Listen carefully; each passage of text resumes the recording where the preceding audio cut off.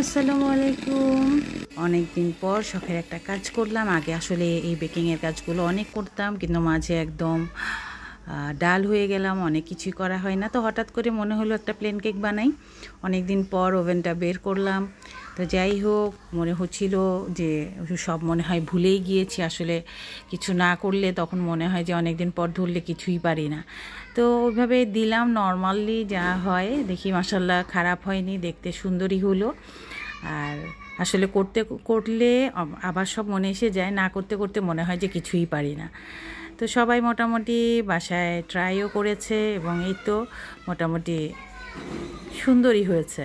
আর একটু সফট হয়েছে। আমি একটু টেনশনে ছিলাম যে বেশি হার্ড হয়ে যায় কিনা, যেহেতু অনেক দিন করি না, করা হয় না। আর মেয়েরা সবসময় আমাকে এভাবে রাগায় যে তুমি আগে এত কাজ করতে, এখন আমাদের কিছু খাওয়াও না। এই তো মাশাআল্লাহ সুন্দরই হলো। সবাই দোয়া করবেন। আগের কাজগুলো আবার একটু রিভিউ করব।